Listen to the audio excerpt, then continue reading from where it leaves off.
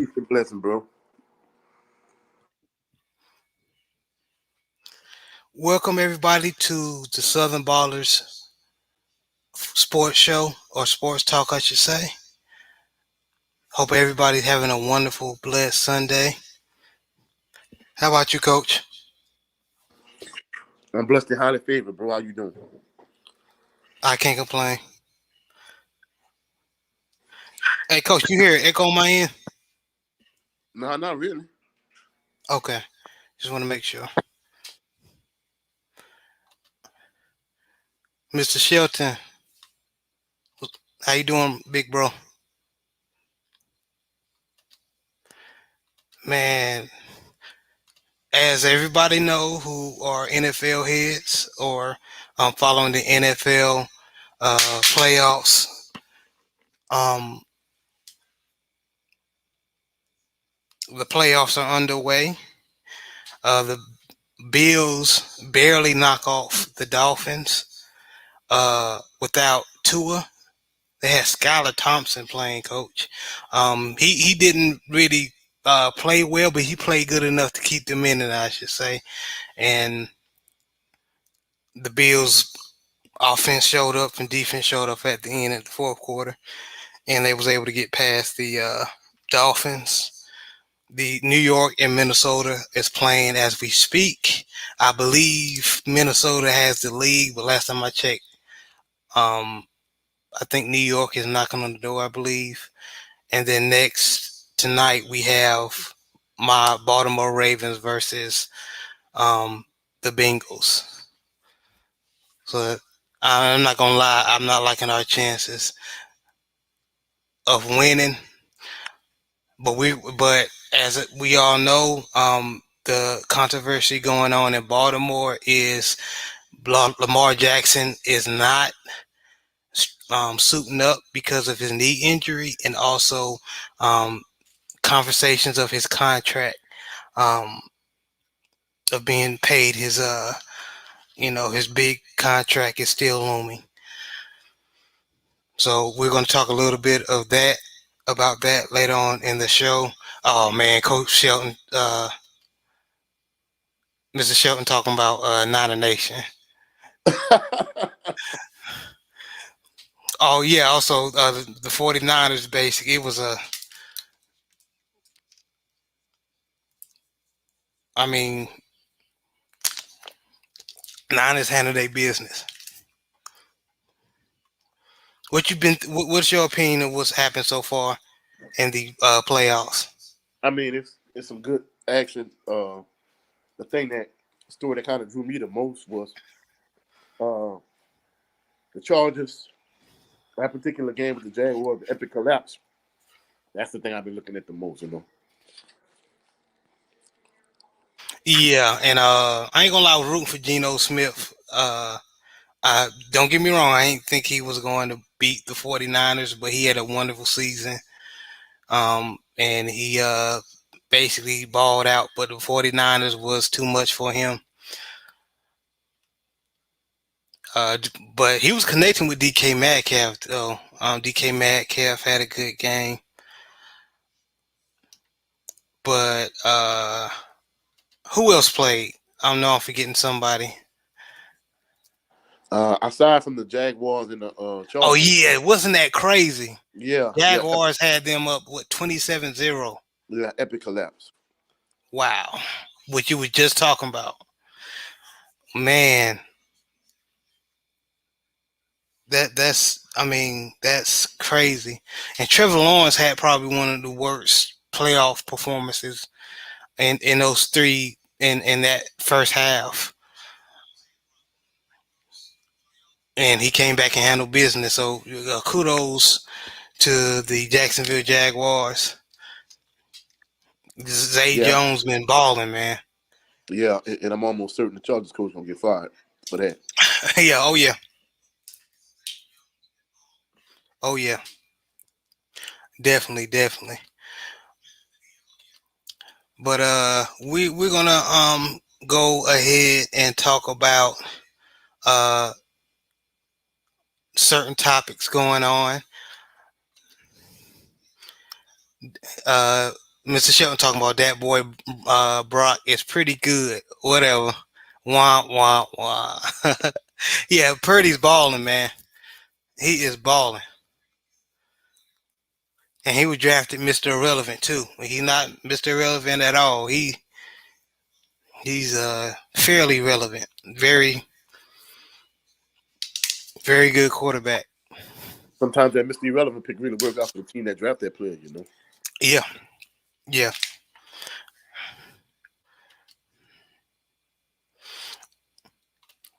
But let me get. So first of all, this is going to intrigue you a little bit, Coach.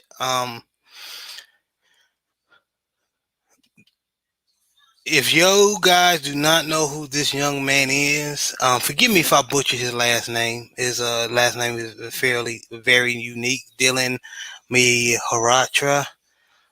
Maroda. Basically, Maroda. Thank you, Dylan. I'm just calling him Dylan. Dylan basically was last year was backup quarterback for University of Alabama, UAB, um, for the Blazers, and he decided to transfer to Southern University. So my question is, have the Southern Jaguars found their starting quarterback? And I'm just gonna let you cook because I know you being Southern alum, Coach. Look at Coach; he even got the his Southern colors on, powder blue and yellow. That's always the case. Yes, sir. Yes, always the case. Always representing those Southern Jaguars. So go ahead and cook on this, Coach. Well, Dylan Maroda, he went to Episcopal High School. He's from Baton Rouge. He was a pretty good high school player. I think he was ranked with like I think 2,201 overall in the nation. He was like the 135th best prospect in the state of Louisiana. He was a good quarterback. Uh, some had him rated 3 stars, some 2 stars, whatever. I mean, he's a solid quarterback. I think the thing that just kind of intrigues me is a lot of people like are anointing him like the savior at Southern already. Um, they're thinking like he's gonna be like the end all be all. And watching his footage from Twitter, like his practice clips when he was at UAB. I mean, he has a lot of touch. He's a good passer, but at the end of the day, he has to get to Southern. He has to get on the bluff on the yard, and he has to when they are in A.W. Mumford Stadium, Pete Richardson Field, he has to perform. So a lot of things look good on paper, but it doesn't always mean that you're gonna get championships and whatever the case may be. So he's gonna have to perform on the field. People that's already hailing him the starting quarterback already. I'm almost certain Harold Blood and Noah Biden gonna have something to say about that. But if everything goes the way everyone anticipates, he should be the starter. And if he plays well, Southern should win the SWAC West. But it's a lot of ifs, and a lot of question marks. Until he gets on the field, and we'll know when we cross that bridge, we'll see how good he really is. Because to be truthful, if you look at the huddle footage for Ladarius Skelton and Bashawn McCray, when they were in JC, they look all world. So Yeah, yeah, they did, and especially looking at a lot of Jackson State fans are happy about picking up Philip Short, and also they just picked up a former Virginia Tech quarterback, um, Jason Brown, who is going over there, and a lot of Jackson State fans are excited. But like you said, going back to uh, Dylan, basically, yeah, it's too late. It's too early to tell. So, like you said, we'll see when they get on the field. yes, sir. But like I said, I'm excited. I just want the SWAC to be in general, just to be challenging. You know what I mean? Well, we had the excitement when Coach Prime was here, but now Coach Prime is gone. We still, yeah, I understand, Jay. Good, I appreciate you, brother. Just know, you always got room in the panel, big bro. When you know I'm not busy, appreciate you. Well, one last thing I want to add, bro. You know, in terms of the Dylan Marotta situation, I mean, like you say, it's too early to tell. But more than anything, you know, hopefully he plays well and the quarterback play in the SWAC across the board improves because one of my coaching friends he texted me earlier. He was saying he was watching the '95 Heritage Bowl when FAMU played against Southern for the Black National Championship, and basically he was saying that FAMU quarterback was terrible. Eric Randall, he played decent, but that wasn't one of his better games. But the point I'm trying to make is uh, there's always been that stigma of SWAC quarterback play being terrible. So hopefully, with him coming at Southern and maybe potentially playing well, Andrew Body at TSU and some of these quarterbacks across the SWAC, hopefully things look up for the SWAC overall. And the Yeah, caliber competition is better. I ain't gonna lie. I think maybe um I'm just being biased, being play high school football in Dallas. I think and knowing the schools around there, I think highly of. He didn't have a good year. The young man didn't have a good year, as far as I'm speaking about Trevion Connolly at Prairie View A&M. I just think if they work with him, he's going to be good. Him coming from that coach sample tree from Duncanville, I think he's going to be good. I think he's going to be good, and along with the other quarterbacks from the brother from young man from Alabama A&M, and I just said Jackson State with Philip Short, Jason Brown, and who else they signed? They signed um, they signed one more quarterback because that quarterback room in Jackson State was decimated. A lot of them hopped in the portal, Yeah, but TC Taylor's doing a great job.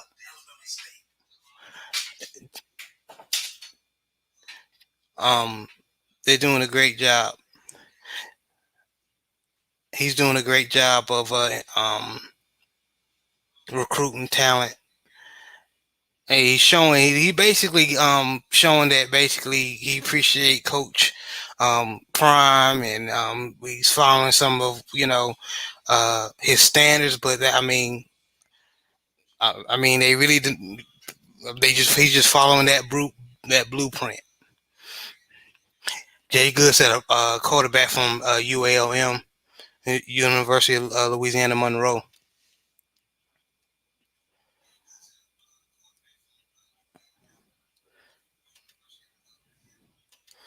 Let me see. Jackson.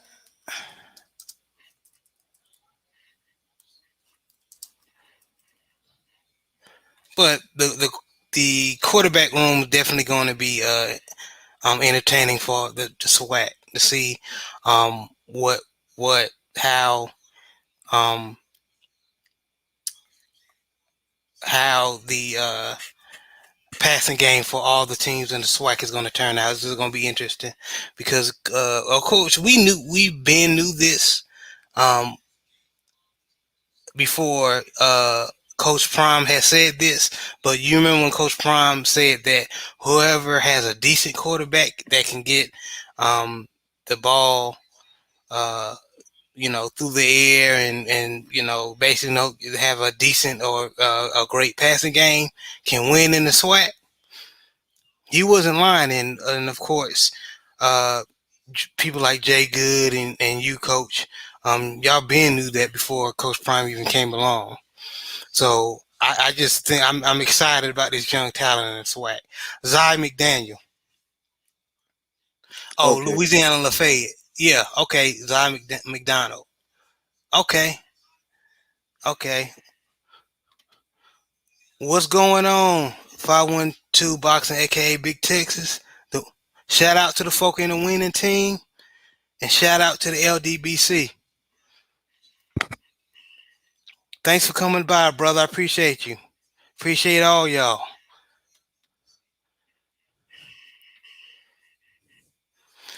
But coach, what is your thoughts on this young up and coming talent and the topic we're on right now? As far as you gave a little bit on just him, but just overall the young talent and the swag that's coming up.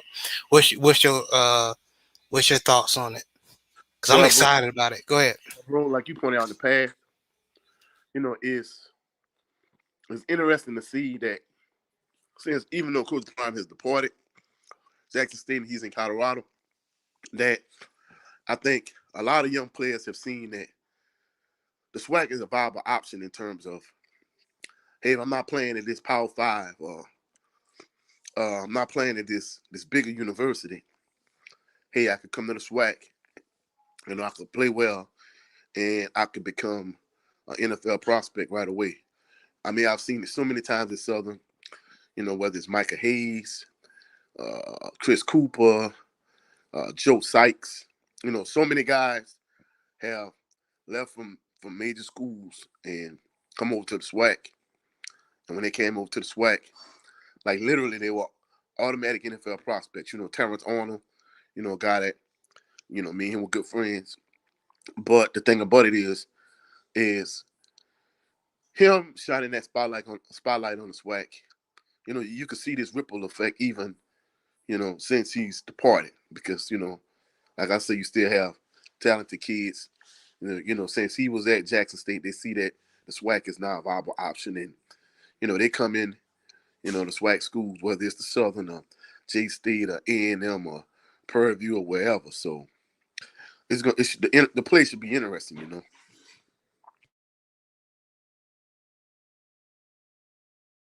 Definitely should.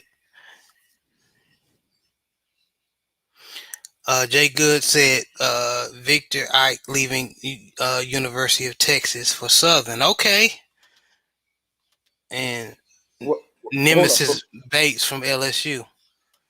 Yeah, well, the thing about Neil Bates, that's like a tragic type story. Right now, he's serving life in prison.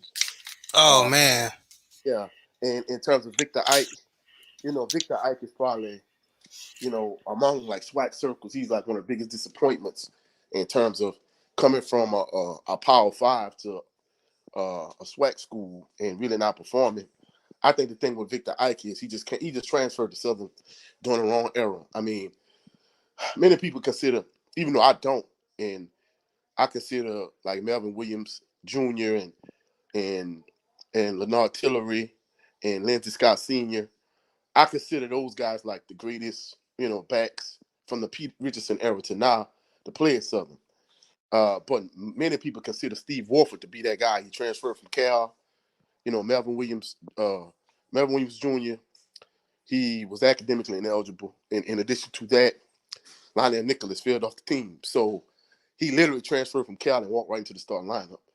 He ended up becoming Southern all-time leading rusher until Lenard Tillery supplanted him. But the thing about it is, when Victor, the thing I didn't like, but Steve Warford, even though he had 4.3 speed, he was like one of the fastest players to ever come to Southern at the time. Excuse me. I didn't believe it because I know he was often injured, but he got caught from behind way too much for my liking. And more than anything, he never wanted to take a shot. I mean, don't get me wrong. As a running back, I'm not saying you shouldn't protect yourself, but anytime he was about to get hit, he'd trip down, fall down, slip down, run out of bounds.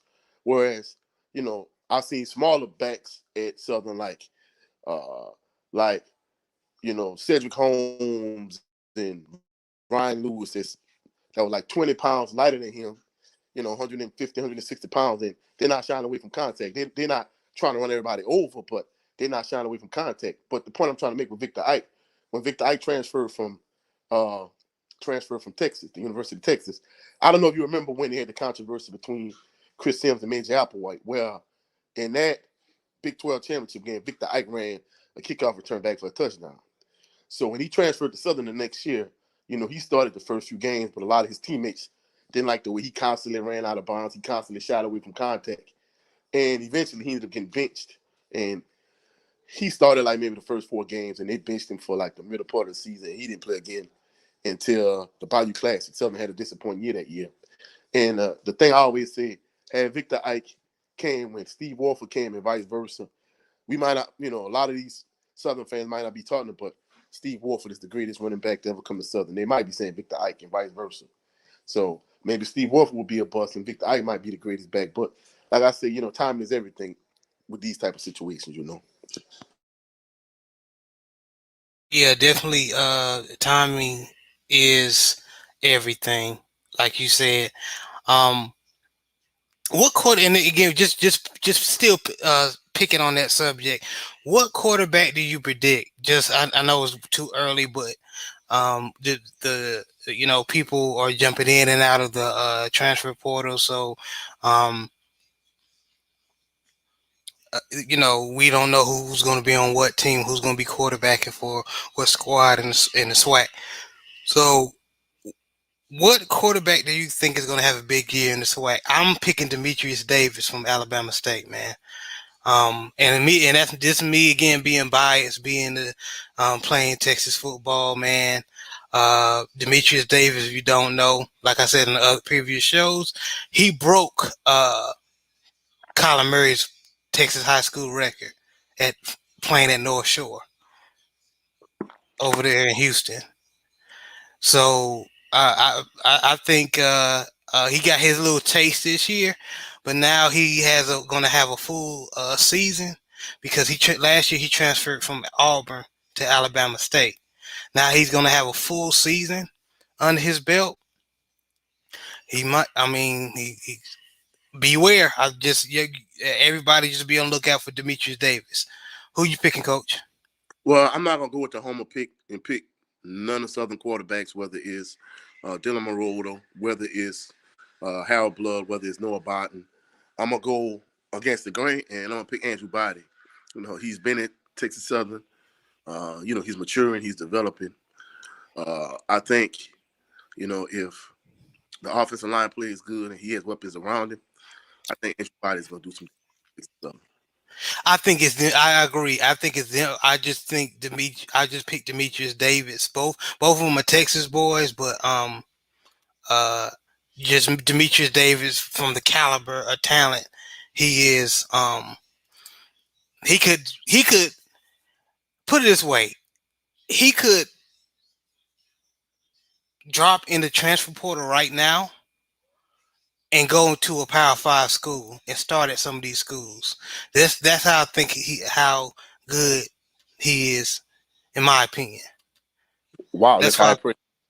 yeah, he's a very good player, very good play quarterback.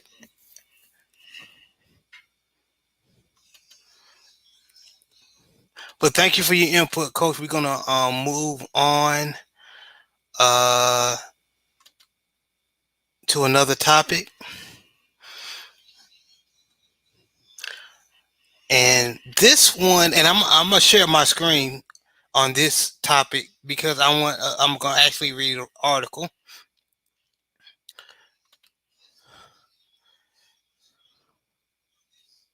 Jay Good. Oh, wait a minute. Hold on. Before I move on, Jay Good. Going back to the which quarterback in the SWAC we think is gonna do great next year, this coming up year. He said it's either Musa from Florida A&M or Body for me. I forgot all about Musa. And how can I can't forget it. How could I forget about Musa? Him What was Musa? I thought Musa was a senior. Was he a senior, Jay Good? I mean, I don't know. Maybe I'm wrong, but I recall Musa being a senior. Him and Smith. The last time I recall. If he is a senior, then okay. But if he's not, then that's going to make the quarterback play in the SWAC more interesting? Well, I'm gonna be truthful. Even if he is in the senior, if he doesn't have Smith, to me Smith is a difference maker. He leans heavily on Smith, and I can't think of the tight end name, but he leans heavily on the two of them. When they played against Southern, Southern could match up with either one of them. I agree. I agree, but he coming back. He said so, and I kind of disagree. I think Willie Simmons is gonna find somebody. Willie Simmons is gonna find a dog wide receiver. Probably nothing like Xavier Smith, but he gonna find somebody to get the ball to, whether it's a tight end or wide out. He gonna find somebody. Well, I'm gonna be truthful. I think Sam, you probably the favorite in the SWAC to win it all, just because Yes, of sir. people in it. So even with or without Musa, with or without Smith, I still think they're gonna be a force to be reckoned with. A lot of people picking Jackson State, even with Shador's departure, and a lot of the players going with Coach Deion Sanders. A lot of people are picking Jackson State just by the work TC Taylor is doing as far as recruiting that team, the talent back to that team. So a lot of people are picking Jackson State. I And that's mean, Jackson State faithful and people that are not Jackson State fans. That I don't know, bro. To me, it'll be hard for Jackson State to three-peat, with all the departures. absolutely, yeah, If you keep losing, if you lose players of that magnitude, it's hard to replace. yeah. You're absolutely right, absolutely right. But just moving on to the next topic. I'm gonna share my screen with you guys because I want you guys to see this. So, of course, you see the topic. What's your opinion on Ed Reed agreeing with Coach Prime on the conditions of HBCUs? So, if you don't know what I'm talking about, I am going to present my screen.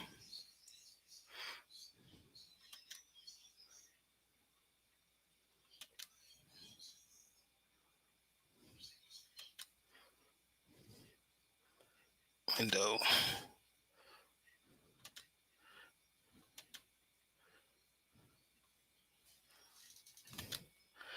All right. Does everybody see my screen?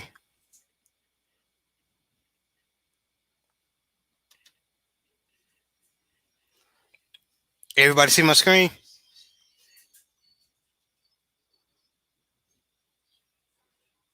It's a What's little going hard on, for me to see Sean? it.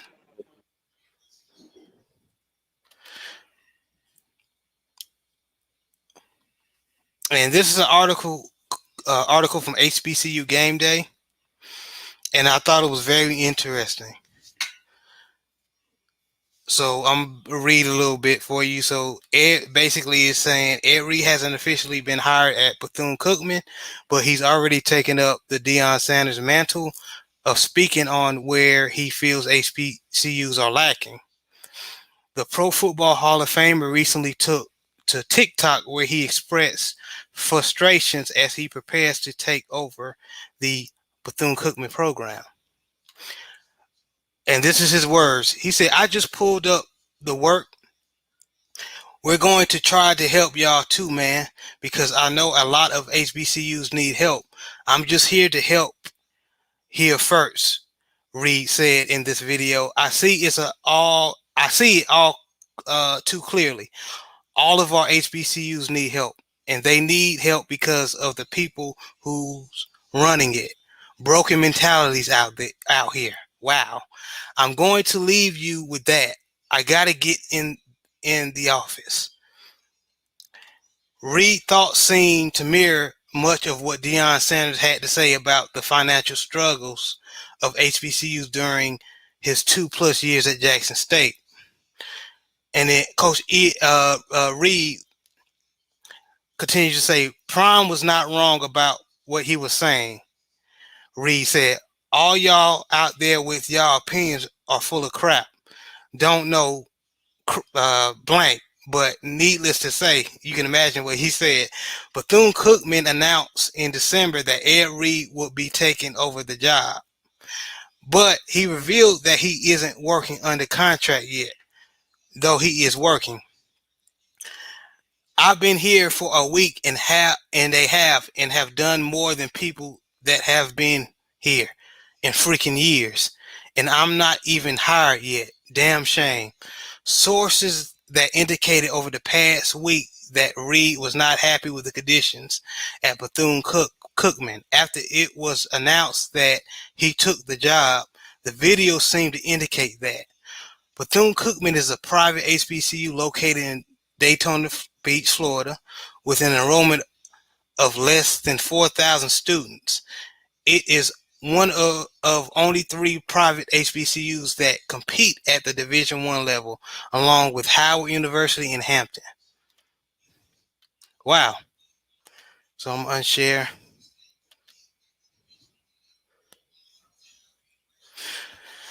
Oh, wow, man, that's very. Ed Reed said it out. So I'm gonna let you give your thoughts on that. What you think, Coach? Well, I mean, to be truthful, what he's saying is basically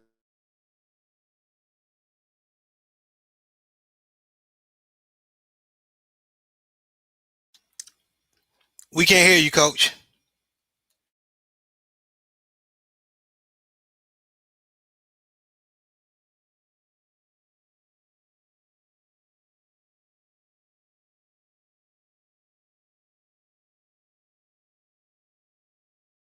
I think Coach about to go in and out. So Sean, Jay Good, Jay Barr, I want to see what y'all think in the comment section. What y'all think about what Ed Reed said about what basically agreeing with Coach Prime and the conditions of HBCUs? What y'all think?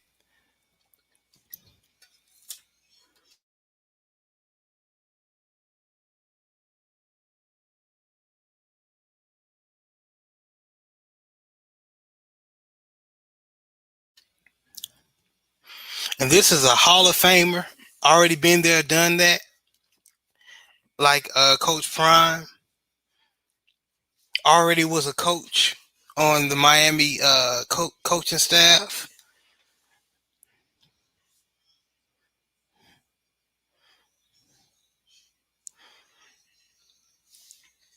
And he's basically saying Coach Prime is correct. All right, Jay Good. Jay Good said, I have no problem of what he said. I have a problem of where he said it. Okay. What you mean by that, Jay Good?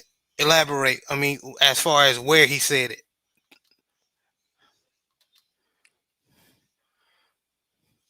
We can you back now, coach.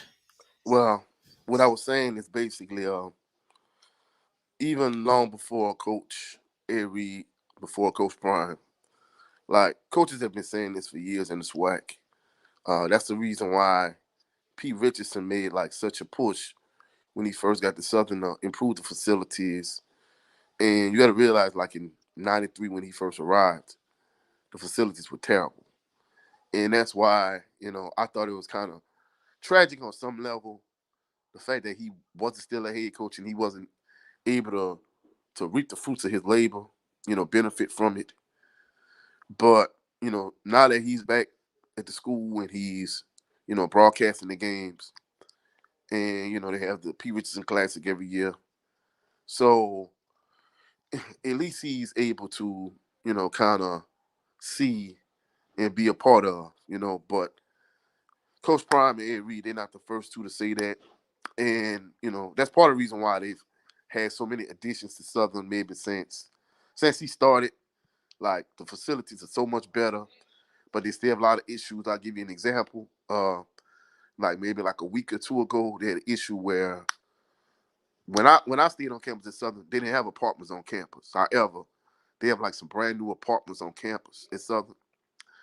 I mean, they're not like smack brand new, but they're relatively new. And The crazy thing about it is, like, I don't know if maybe one, two of the new apartments have like a bug infestation.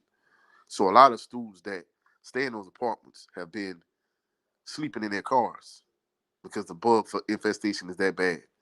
So, Wow.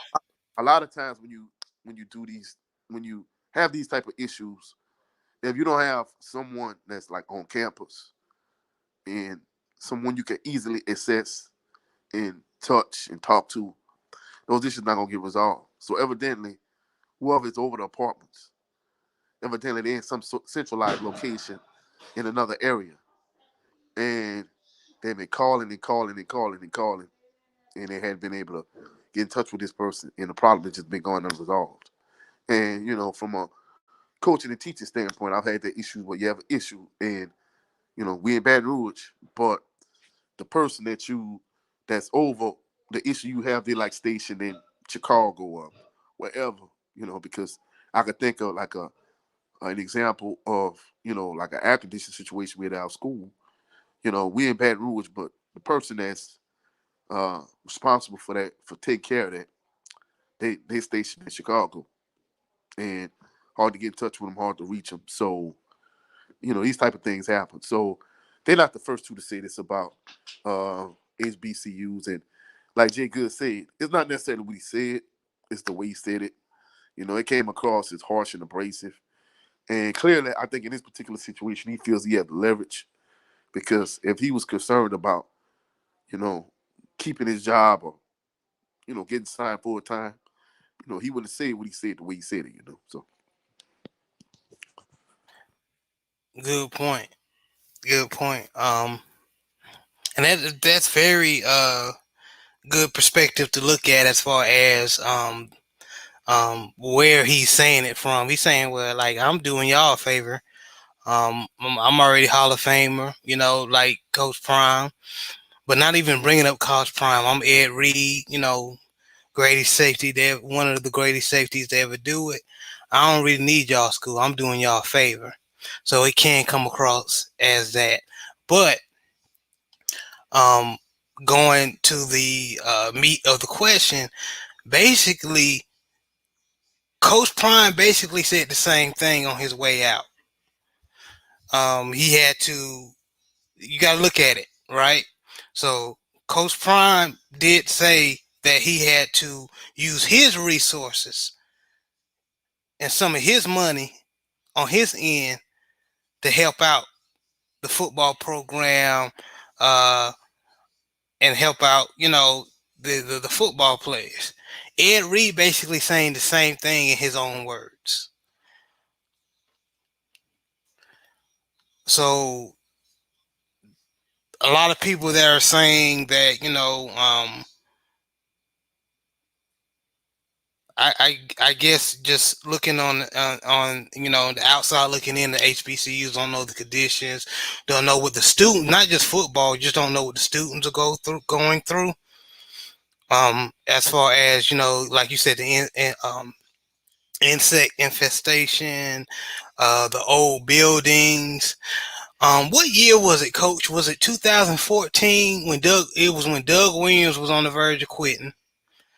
Um, Grambling State, that a lot of the students and football players were complaining about the conditions of the building. A lot of football players were complaining about the weight room and um, the athletic building, how it was old and falling apart. But so, it is something we have to discuss. And like Sean just said, some things need to be said, right? So I mean, that's a very valid point. I don't remember what year it was, but Doug Williams, he did have an issue with the situation, and like I said, Pete Richardson had the exact same issue. I mean, Felton G. Clark Activity Center, where the weight room where the players was working out, is where they call it the mini dome. It's the basketball arena at Southern University. Once you cross Hardin Boulevard, it's the big, huge dome on the right hand side. You know, I went there, and I'm gonna be truthful. I know I went to Assumption High, and for for those individuals that don't know where it is, it's located in Napoleonville, Louisiana, and some of the players that had played in Assumption, you know, on the, while I was there, um, Brad Hill, he ended up going to Grambling. Brandon Jacobs and Tramon Williams, they were on the same team that lost in the state championship game. Well, I'm sorry, the state semifinals to John Curtis. So the point I was making is the weight room and the facilities at Assumption my senior year were better than the weight room and facilities at Southern. And I'm like, because one of my friends went to walk on, he graduated the year after me from Assumption because we both went to Southern. We played football together, and he walked in, and I went in with him, and I'm thinking to myself, oh my goodness, like this is the weight room, and I'm like, I know Assumption is a 485 school in Louisiana, but there's no way a high school should have better resources and better facilities than a college. And then even when they were remodeling it, they had some portable trailers that they put a bunch of weights in behind Seymour Gym. For those individuals that know what Seymour Gym is at Southern, people that graduated in physical education like myself, and therapeutic recreation, that was the building we was housed in. So they had like a makeshift weight room where they had some portable trailers with a bunch of weights in it. And I'm thinking to myself, bro, these conditions are terrible, and the dorms and stuff, I know they gradually upgraded them a lot over the years because I know the last time I stayed on campus, like a lot of these brand new, like spotless, brand new buildings, like they were cow pasture and just trees and grass when we were in school, but now it's like a whole different city in the back of Southern campus. So, you know, the facilities will be, it's something to really think about. And like I said, it's not just an issue with Southern, but of course, Southern resolved the issue in regards to the facilities. In fact, as we speaking, they're building brand new buildings on campus. A lot of the trees and forestry like around the campus, they knocked it down. They're building parking lots and new buildings or whatever the case may be. But facilities have been an issue for a while, Southern, and they find it to the point where the facilities are like the old dilapidated, like dorm rooms they had in the back of campus. They tore all of those down and built some brand new ones. So I'm glad, Pete Richardson's push. It not only improved the facilities in terms of the athletic facilities, but facilities all around the campus. Man, I'm looking at the comments that just blowing my mind. Jay Barr is saying, also they said the uniforms were not being clean. Sean said, Grambling had them boys working out and playing in pads and that and had mold on it. And he said he remembers seeing that on the news. So, and that's a possibility them dudes can get MRSA, ringworm, Yeah, all of that. So, I mean, all kind of and diseases. and that's I think that's what Coach Prime and now Ed Reed was saying. Like, these schools are good schools as far as relationship, the conditions you meet. Um, um, as far as the relationship, the atmosphere is almost like family. You never experience that anywhere else. It's just sometimes the conditions there. Something needs to be done, and a lot of times the alumni or the higher ups at these HBCUs know what's going on. They just not doing anything about it. And when people like Ed Reed or Coach Prime come down to their, to those schools and see what's going on, it makes you mad. And bro, just to elaborate on what you were saying, you know, you might have heard me mention Eric Randall multiple times since we started this show. I don't know for certain, but I'm sure Jay Good probably played with Eric Randall. He's the only quarterback in Southern, since Pete Richardson came, that won 2 SWAC championships, right? He won one in 93, won one in 95 the senior year. And, he was telling stories to like a friend of mine because, Melvin Williams, is from the same area I'm from. You know, he just stayed like not too far from where I'm from. So anyway, basically, I knew somebody that knew Coach Randall, and basically, he was saying that when he played in Southern, like the same thing he was saying about the shoulder pads and everything. He didn't say anything about the shoulder pads, but I know he was saying at one point when he was in Southern. I don't know how true it is. Maybe Jay Good could kind of speak to the situation, but he was saying at one point, when it was time for them to get equipment, like they gave him like a used jock strap, and he was like, "What the heck is this?" Like, no, I'm not wearing that. So, and I'm thinking to myself, bro, that's ridiculous. In fact, even one of my friends that that I went to Southern with, uh, his dad and my Wow. dad worked together multiple years at a chemical plant, and I'm sure I told this story already, but after one of the games, he asked his dad for money. He was like, "You on scholarship? You have a full ride scholarship. Like, why are you asking me for money?" And he was like, "Man, they don't give us that money like we should, and they get money, but it's not significant enough money to do everything you need to do with. So fortunately for him, his dad, and my dad worked had this good playing job, and he was in a position to help him. But a lot of these student athletes, they don't have parents who have like six, making good money, especially late '90s, early 2000s. What up, Jay Good? What's good, Jay? Good. Gentlemen, how y'all doing? Can you hear me? Yes, Yeah, sir. we can hear you. Blessed and highly favored, bro. Yes, sir. Yes, sir. How y'all? So y'all chopping it up, huh? Oh yes, Y- sir. Yes, sir. Yes, sir. You know it. But what I know you've been listening in a little bit, Jay Good. And those who don't know, Jay Good is one of our LDBC brothers. He is an alumni of Southern, former football player of Southern Jaguars. So we got two Southern Jaguar alumni in the house. So Jay Good, what's your as far as Ed Reed and what he's been saying, and what you were saying in the comment section? What can you elaborate on that, please? Let me make a quick correction. I had to end up transferring, but still, once a Jag, always a Jag. So Yes, Yes, sir. Yes, sir. that, sir. Yes, that's sir. that's my heart. You know what I'm saying? That's where it's always gonna remain. As for Ed, I saw the videos. I saw like I don't know if he's done two or three today. Obviously, obviously there's some frustration going on with him. Um, I think that a lot of times, with these HBCUs, if you're going to bring in the high profile celebrity type of coach or personality or whatever it is and I can't even say it really and truly, I can't even say across the board if you bring them in because there are some exceptions. But these individuals, they need to make sure that they do their research and they have an understanding what they are dealing with. So when I hear the frustrations coming from Ed, and especially his expectations, you got to keep in mind this is a guy that's coming from Miami, but you're Mm, going to BCC. You're going through Bethune-Cookman.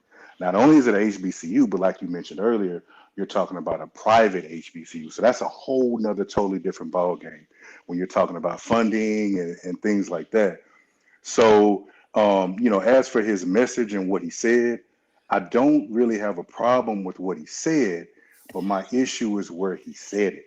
It's kind of like one of the things that we talk about, within the LDBC, or just general law in general when you're talking about family. You know what I'm saying? You got to keep family business internal because you have oh, okay. I see because what you're saying. you have a lot of factors. You have a lot of people that are always flies on the wall.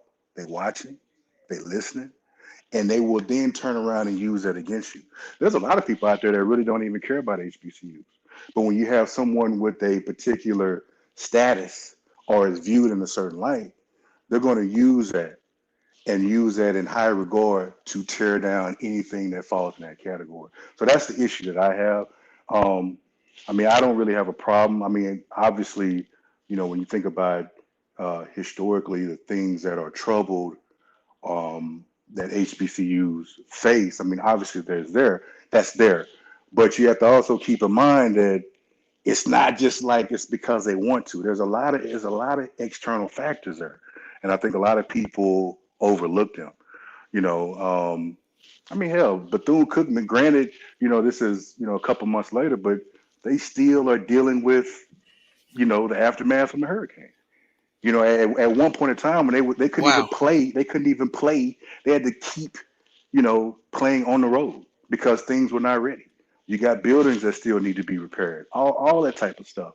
So if he thought that he was just going to show up and everything was going to be erased and repaired. No, it's not for them. It's not. It's not. It doesn't work like that. So, I just think that he could have been patient. But another thing I want to mention is, and I guess everybody is not meant for social media. And I don't know if he's looking at comments or if he's reading DMs, but when you take a platform as a public figure, you got to keep in mind the people that you're representing.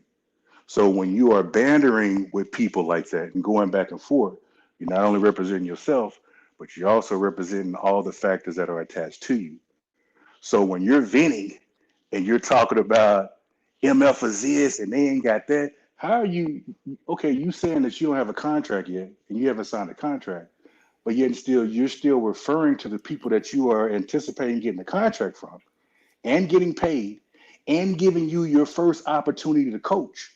You referring to them as MFers? We got to do Oh, better. We got to yeah, do better. yeah. I can't even dispute it. That's a very great perspective, Jay. Good. And I'm a Baltimore. Don't get me wrong. I'm a Baltimore Raven fan. I know about Ed Reed, Ray Lewis, Terrell Suggs, all of them. But as far as in this situation and what coming out his mouth, I have no choice but to agree. He definitely has to be careful of what he says in his position, especially because I mean the position he is in, he cannot take for granted because there's a lot of brothers that would love to coach at Cookman. So he and like you said, just keep all the issues. Some things may need to be discussed behind closed doors.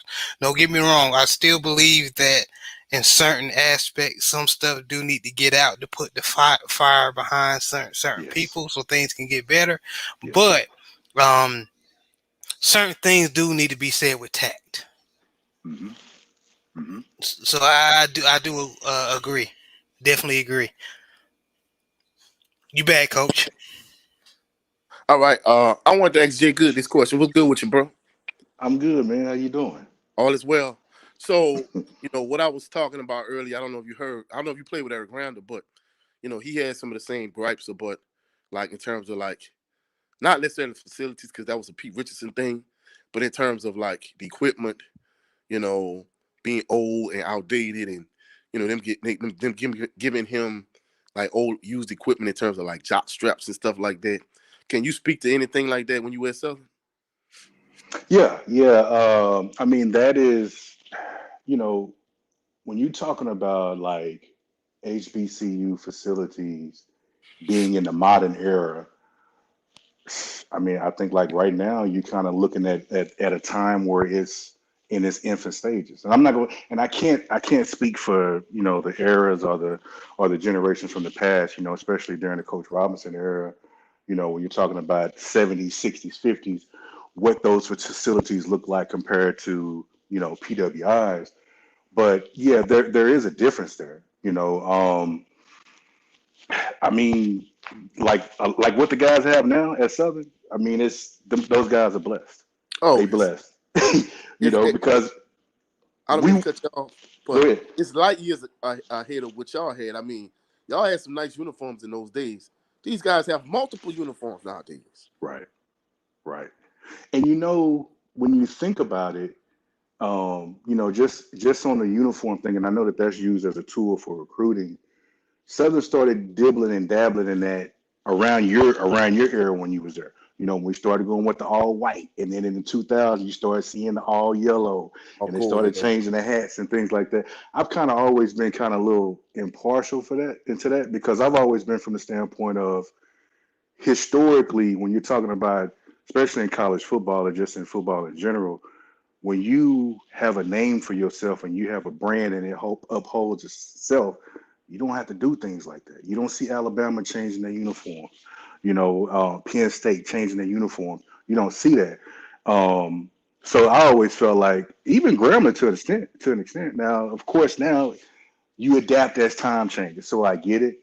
Um, but yeah, that's something that these guys now they look at, they pay attention to those things. They want to floss, they want to, take pictures and put it on the gram and all that, and so I get and I understand that. But I mean, when I was there, we were we were going to the mini dome, we were getting dressed there, and then we were jogging across to the outside of Mumford, and that's what we were practicing.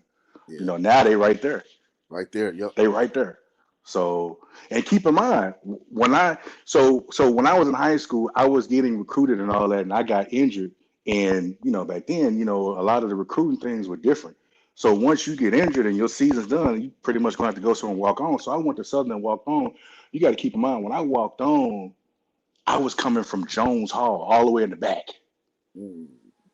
Going to the mini dome. Yeah, So, and you got to be there and be ready and be dressed out at a certain time just to have an opportunity to walk on and make the team.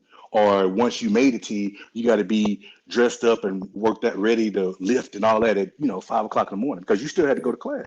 yeah, So, it's just like now a lot of times, you had Gradison, those guys they were right there. So of course it was a little bit better, but yeah, it's the game is changed. It's for the better. And I think that I think it can only help. I know a lot of these coaches you're seeing coaches now that are saying they don't like the way recruiting is. They don't like the I guess it's kind of like what people are complaining about with the admin with HBCUs. You have a group of people that are used to doing things traditional or old school way, and then when change sets in, it's like a whole nother ball game in them, and they're not really grasping onto that right now. So. So Jay Good, you being a former player, let's Mhm. say just take the young Jay Good and put you in this era. Um, and I'm saying that you old, you still fairly young, but Mhm. would you love this like this era of like if you wanted to jump in the transfer portal? Would you think you agree with the old school standards of just um as far as just staying at the school, and if you had to transfer, you had to jump all these hoops, versus now where if you need to, if you want to transfer, you can just jump in the transfer portal. No, I think that's a luxury. I think the transfer portal is a luxury right now, at least for the players and for the coaches also. My roommate. So when I was at Southern, my roommate from my freshman year, and that's remained my brother ever since.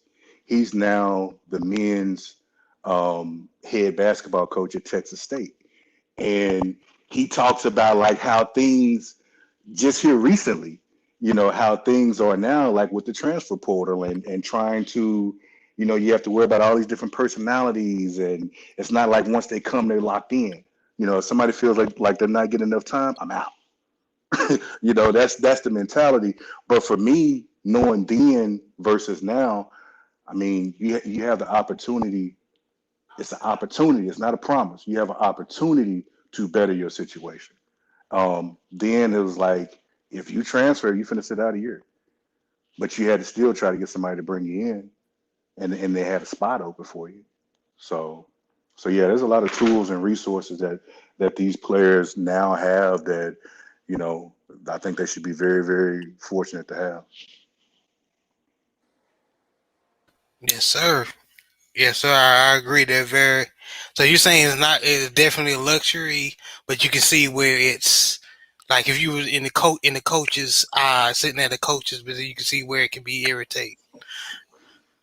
Not necessarily irritating. Well, I mean, the game, just from a recruiting standpoint, the game has changed now because you have you got two signing periods, and then you can bring these guys in early, the early enrollees that have a head start or they have a jump on spring. So typically in the past, if someone would have transferred over, you probably won't see those guys until the summer. Now you're seeing these guys early on, so they're getting acclimated into the system. And even with high school kids, they're getting acclimated into the system. Now, of course, these are people that you would expect to contribute early. Right. Now the guys that are going to be signing here in the next couple of weeks, they're not going to be able to come until they graduate. So from a high school level, I don't know exactly how that works for these college transfers that are still going to, still they're committing now, but they signed officially, the first week in February. I don't know how that works. I don't know if they're already there and they just, I don't know. I don't know. But yeah, I think that helps them out. But you have to also keep in mind, just because you hit that transfer portal, you don't get stuck in there Yeah. Yeah. because that's a problem. And I see some of our kids. I see some of our kids from Southern that are in there and they tweeting and they stuff like, "I'm looking for a home," and I'm like, damn, bro. I mean, why you? I don't know who's advising you. I mean, I don't know. It's just it looks sad, but at the same time, it's like you get in there, and I don't even know if you can come back because if Dooley and company fill your spot, what you gonna do now? So if you hit that portal, you need to know for sure. You better have some very good conversations in the DMs with these coaches that you have a spot. So yeah. Yeah. Yeah, Yeah. yeah, bro. And what you said, as soon as you said that, I thought about Bashawn McCray because unless Coach Dooley told him to transfer, I'm gonna be honest. I think that was a bad move. I think he might get stuck, without a landing spot. They gave him options. They gave him options. They gave him options of another position, and from my understanding, he wasn't open to that. Now, fortunately for him, I did see an offer come through his way, and that offer was from Norfolk State. So, you had Coach Odoms that he extended the olive branch. Um, so I mean that's a card for him on the table, but there still are some other kids that are in there. I think Bashan. I mean, he probably was seeing a lot of the comments. He probably was hearing a lot of things on YouTube, and he probably was just looking for a fresh start. I mean, it's hard as hell to be a quarterback in Southern. Hard. Yeah, oh, without hey, usually the backup quarterback is the most popular person at the whole school. In most cases, anyway. All right. Sean asking us a question. He said, "Let me ask y'all this: where's the line with tampering?" That's definitely a J Good question right there. I don't. I don't know, man. Right now, because the transfer portal thing, and then you got the Neil thing, the NIL thing. All this stuff is in its early stages. Um, I don't know what is considered tampering and what's not considered tampering, because it's everything could be so sophisticated now that even if me as a coach, if I see somebody I want, okay, let's just say Dooley wants Andrew Body. Now Dooley can't talk to Andrew Body, but maybe somebody else can. You see what I'm saying? Maybe a wide receiver can talk to him and recruit him over. That I don't know, and I'm not saying that that's what happens, but I don't know what the policies is on that. Um, but from what I'm seeing on social media, a lot of these coaches and a lot of these institutions they doing lazy ass recruiting. They're not recruiting certain players until that player makes a post that, oh, I got an offer from Southern. And then next thing you know, a couple of hours later, oh, I got an offer from, I'm not going to say that name. Oh, I got an offer from, so it's like now, I see the game. And again, to me, it's a lot of finessing going on. Even with the quarterback that we thought that may have been interested in us, when I sit back and I look at a lot of things, I'm like, okay, was he posting that he was going to visit us to bring attention and attraction to somewhere else where he really wanted to go? So, you know, I don't know. Is that tampering? Technically it's not. I mean, they're not committed to anyone. But at the same time, it's just like you see a lot of BS that's going on. So it's a lot of gray lines and gray areas out there. Surely is, and I'm gonna read some of the comments, and we'll move on to the next topic. Um, Sean said the biggest elephant in the room: funds came up missing or misappropriated. Um, Picasso said, "I caught what up, Picasso? I caught the Dolphins and Giants game at the laundromat. I think Prime is right. You know why I'm nobody to tell another guy what his legacy should be, family ain't even on the same page. I hear you.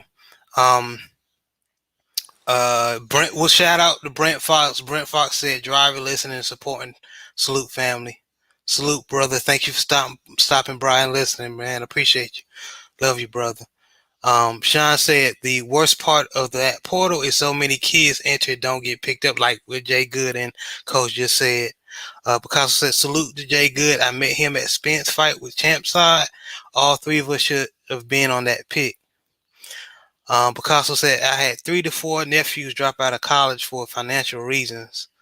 Um, in my opinion, at least they asked me for help, and I couldn't do that. I was on child support too. Yeah, you gotta do what you gotta do. But one thing, and Coach, I want to shout out to you, man. You helped me with the topics. I appreciate you. Um, and you sent me a video. I was at work, and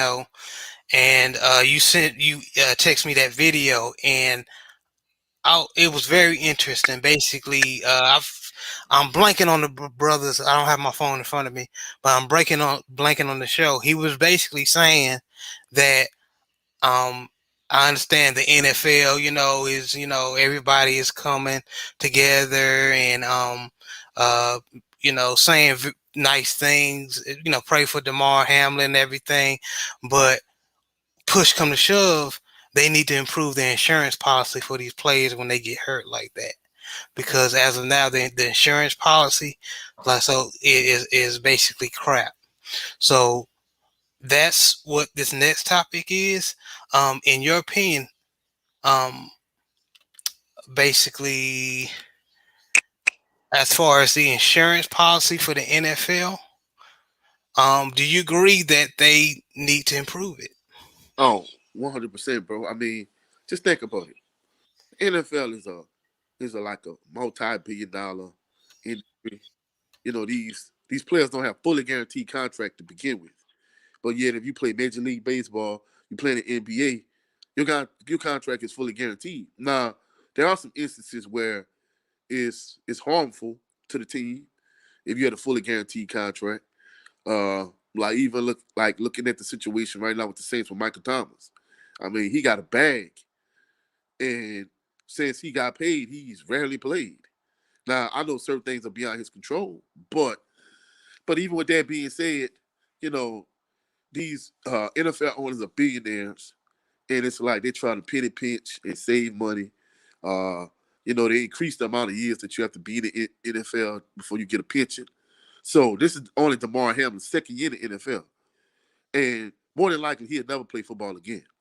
So the issue with that situation is he has no way to support himself. He has no way to support his family, and he was a breadwinner for his family considering he played in the NFL. One, two, his medical bills are going to be through the roof. And instead of the Bills owner, maybe a group of owners saying, "Hey, we're gonna step up and we're gonna do something for this kid," or whatever the case may be. It's like, I know a lot of people raise money. From what I'm understanding, I think they did a GoFundMe. They raised like $10 million. But even with that being said, the NFL players shouldn't have to do that. The general public shouldn't have to do it. The owners of the NFL should take care of these players. From an insurance standpoint, from a pension standpoint, and when they have major catastrophes like the Damar Hamlin situation, whoever the owner for that team is should handle that situation because he has more than enough money. So I think, I don't want to jump ahead of everybody, but this topic and the Lamar Jackson topic, it kind of ties hand in hand because these owners Yeah, it does. they looking to save money in every way they can, and if you don't fully guarantee the contracts, and you don't give these players proper insurance coverage, because I'll give you an example. I'm a coach on the middle school level, and I went to the ER because I had the flu like a month ago, and my fever was like 103.9. Bro, I went to the ER and my bill was like damn near $1,000. I'm like, why am I paying insurance every month? you know? And she was like, well, Mr. She was like, Mr. Basically, You have some good insurance, but your copay is high. I mean, I'm sorry, the deductible is high. So I'm like, man, this is ridiculous. So that's why I'm at the point now. If I could wait, I'll just go to my primary care physician. But other than that, like sometimes you got to do what you got to do. And now this is a minor situation with me having the flu. He had a life threatening situation, so his medical bills are going to be like 100 times, 100-fold what mine were. So, even though they raised $10 million for him, for all we know, his medical bills could be in the millions for all we know. What you think, Jay Good? What's your perspective on this? I think he's spot on, man. With that, it's just it's I don't think it's ever been a priority, and honestly, I don't think that it ever will be.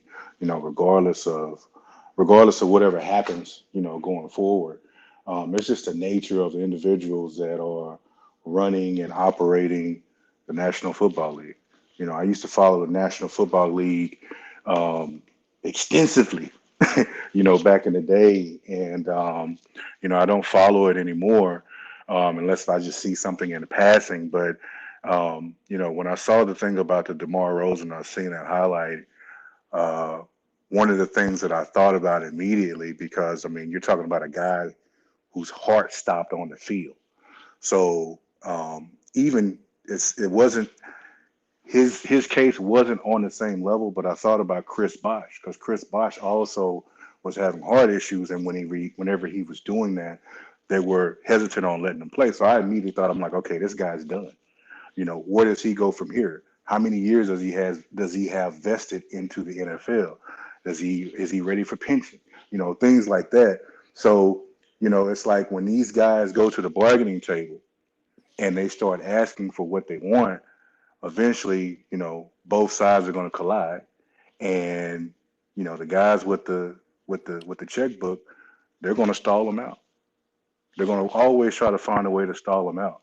And then even if there is a lockout, unfortunately for us, kind of like in boxing, you're still gonna have someone that's gonna step in and say, "I'll do it. You ain't have to cover me. I don't even worry about the insurance. Let me play. Just let me play." So you're always gonna have those things. So I don't know if it's ever going to improve. I would like for it to. I would hope that it would. But I think that this is a good example that these guys need to be taken care of. I mean, hell, it's only what over 300 some of them. Yeah, 300, and you guys are making billions upon billions, annually. So it's no excuse for that, none at all. yeah, and it's I mean, there's plenty of ESPN documentaries on YouTube and about there's one Penn State fullback that played in the '80s, and he's like a vegetable. Like his wife has to clean his teeth and brush his teeth, and it's you hear um so many testimonies and stories. Uh, those who watch the Pivot um podcast with Ryan Clark, Channing Crowder, and Fred Taylor, they just had the I'm blanking on the brother's name. The player from Rutgers who went in. They played against Navy. He went into and he was a defensive tackle too. He went in to for a tackle and it basically it was a head-on collision, and he's now paralyzed. And he was just telling his testimony and what he has to go through, and it takes him 2 hours to get ready. Um, to get up out of bed in the morning. And this was college, so it's not just the NFL, college too. Eric LeGrand, that's his name, Eric LeGrand. Y'all remember that? That happened like 2007. Nah. And I'm gonna read the comments a little bit. Let me go up because I don't want to miss anybody. He's Sean said Warren Sapp had a great video about that.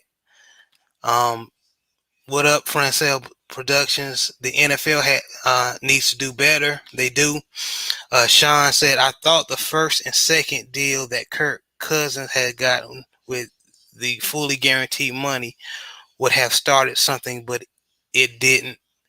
Um, Picasso put everything starts at home. Send the kids to business school and law, doctors, scientists, plumbing, carpenter, and stuff like that. Sports is those who will like combat sports. Police, like the police. Okay. Um, Francel Production says, I am a licensed insurance agent, and I can tell you sometimes people have to get an independent supplement policy. Most companies get policy that benefit them and not the employees. And he said, these kids doing donuts in the intersection, police chases, shootouts, smash and grabs. I see much of that stuff. Okay. But definitely, yeah, something definitely needs to be done about the NFL insurance policy, because there's y'all remember Vontae Leach? Cool. Yes, yeah, I remember Remember him. fullback? He was a fullback Hmm. for the of course, a fullback is damn near extinct in this day Hmm. age of football. But like, especially a lot of former fullbacks like LaRon McClain, who played with the Ravens, Vontae Leaks played with the Houston Texans and the Oh yeah, Ravens. I remember it. Both of them, that hard smashing, them fullbacks that would smash the linebacker, get them out the hole. Um, a lot of them are coming back complaining, saying that because of they had to, they smash mouth style, now uh, have CTE, like little effects of CTE, like headaches out of nowhere, just be angry at people out of nowhere. So I mean, these former players need to be taken care of, and I understand why people like Jay Good, even him himself being a football player, I know he loves the game, don't watch the NFL because of stuff like this, because you're looked at especially black athletes, as um, just just going and say it, the nigga that know how to run, jump, smash, run into people, catch the ball. And I'm not being insensitive to the white players, they go through that, but as all of us know, as black men, it's a certain stigma that we have to deal with when we're on the other side of the fence. So so what, in your opinion, I know I'm reaching here, but I mean that's what this show is about. We just shooting the breeze, right? What do y'all think will have to happen for a lot of these rich white owners and um these big wigs in the NFL that have the power to pay these former warriors, gridiron warriors, um, their money? What has to happen, do you think, to wake them up? You go first, Coach. Well, I mean, it's difficult. I think I hate to say it because, like Jay Good said, the owners have all the leverage. So even when a NFL Players Association goes to the bargaining table, they have the leverage. If they want to, they could just lock them out. And like Jay Good say, there's always going to be a handful of guys willing to cross the picket line. So you're not going to get 100% of players on board. And unless something catastrophic happens, like a DeMar Hamlin type situation, except for worse, where maybe a player passes on the field, I mean, I don't think nothing is going to change. And we have so many instances where, if you look at someone like Earl Campbell, Mike Webster, these guys that pretty much ravaged their body over the years. Like, I know the last time I saw Earl Campbell, like he was walking on two canes. He could barely move. So it's like Bum Phillips just ran him into the ground. I mean, he was running the ball like 40 times a game at one point. So unless something extremely tragic happens, nothing is going to change. And before you go, Jay Good, it's funny that all that's just way before my time, the Eric Campbell, but all the old heads or the dudes that saw or watched Eric Campbell when they were small, or here they all their grandpa, the uncles, and who the black men in that era said the same thing. They were so mad at Bum Phillips for running um Eric Campbell to the ground, like My dad even said my grandpa was said the same thing. He was mad at bum fillers for doing that. But Jay Good, what's your input? I mean, I'm right there with Coach. I don't really see much happening. I mean, not at this rate. I think they dodged a bullet with Hamlin. Usually, things that when you're talking about change, when you're talking about changing things up, things that usually provoke change is either going to be from the category of loss of income or loss of life. So if someone was to pass on the field, then yeah, that could be a catalyst to try to get some things changed. If there is a lockout and then you have all players, which is going to be very, very tough, if you have all players that are disciplined enough to not cross the picket line, and now you have owners that are actually losing income, that makes people sit down and try to figure out, okay, what can I do to get this bleeding to stop? So, and those are they're two extremes, you know. So, I I don't. I mean, with that being said, I don't think like I said, like he said, they have the leverage. I don't think that there's not a there's no need for them to change anything. We know you guys want to play for us. We know you like getting paid. We know you like getting seen. So you can cry and complain, but at the end of the day, you still gonna suit up. You still gonna go out there and you still gonna do your job. And if you don't, there's a million other cats behind you that are willing to do it for you. So, unfortunately, that's just how it is. But I would love to see that change, but I just don't have any hope in that. Yeah, and you're so right. And did y'all see that article a couple of years back? Just before Marshawn Lynch signed, did his little run, his last run with um the Oakland. Raiders. Yeah. There was a article saying that a doctor told him that because his running style, beast mode, like old school, running, like Earl Campbell. I've been saying Eric Campbell. My bad, y'all. I mean Earl Campbell. Um, but his running style, the doctor told him that basically, if you keep taking a pounding on your body, you're not gonna live. You're gonna basically die on the field. And Marshawn Lynch basically told him that's you know he almost had tears in his eyes, because that's all he knew. Not saying that Marshawn Lynch is illiterate or anything like that, but he a baller. You know what I mean? But that's basically just goes to basically to show you what we was talking about, that a lot of these players like the Marshawn Lynches and especially O line, offensive line, defensive linemen, and linebackers.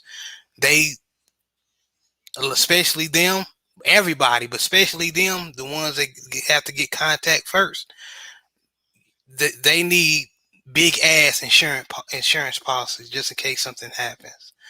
Um, Let me read the comic section, and we're gonna go to the last topic of the show. Picasso said, "I was training in MMA and Brazilian Jiu-Jitsu and wrestling a lot of times, and I almost had my back broke. I like fitness and things that help people stay in shape. Health is your wealth." Yes, sir. Yes, indeed. He also said, "I got out of football in high school because it seemed like it was too obvious that you can get knocked out of a career move with the wrong hit." Yes, football have shown us that time in and time out. Yes, sir. Francel Production said, "I don't think nothing will wake them up because it's all about money for owners and partners." Yeah, unfortunately it is. That's the beast. Um, Jay Barr said the NFLPA has to push this, and that's another thing we forgot to go about. A lot of like Tom Brady is part like a group. Don't ask me the name of it, but Tom Brady and the other quarterbacks are top of a faction where to make sure quarterbacks get treated um, a certain way. I know Ryan Clark and a cornerback named Dominique Foxworth. He's part of the NFL union type of union. So there are NFL players that are at least trying um, to have in-house discussions or um, basically, try to have things to be changed about these rules. But I mean, like you and Coach and a lot of people in the chat has been saying, it's a well greased machine. If the money is flowing, nobody's really care. People gonna act like they care, but they really don't. Um, the thing that we, Sean said, the thing that we make would make them change is competition. When you have a monopoly on something, a variety, and having another league that could compete with the NFL could work. May take time though. Sean, you right, but like Jay Good and Coach said, like you have a lot of black people that if you don't do it, they will do it. Y'all, And, and another go thing ahead, too, Coach. a lot of these players, they're not really financially literate, so they really can't afford to sit out if there's a lockout because they get accustomed to living a certain lifestyle and they really can't afford to sit out. They don't manage their money well. And then in addition to that, you know, before we get to our next topic, like if you look at someone like Tom Brady, the fact that he took less money for years, the Ravens might use that same tactic against Lamar Jackson. But like, hey, if you don't take, if you don't give the team a team friendly discount, then you're a selfish player. You're not trying to win. Whereas at the end of the day, he's taking a pounding already. He needs to set up generational wealth and a legacy for his offspring to come. So That's exactly what we trying to. And you just opened up the avenue for our last topic of the show. So I'm glad you said that, Coach. Um, but what I was going to say, just responding to Sean's question, there, Luke, you remember, y'all know the actor Lou Gossett Jr. yes, sir. He actually wrote a book, and I don't know the title, but one of the quotes he said in that book, basically it basically confirms what you and Jay Good were saying. People in the chat, he basically excuse the language, but just saying what he said. What one nigga won't do, he was talking about in Hollywood. What one nigga won't do in Hollywood, another nigga with two other niggas will. Yeah, Yeah, yeah, absolutely. that's Yeah. all right. So that step and fetch it, sleep and eat role.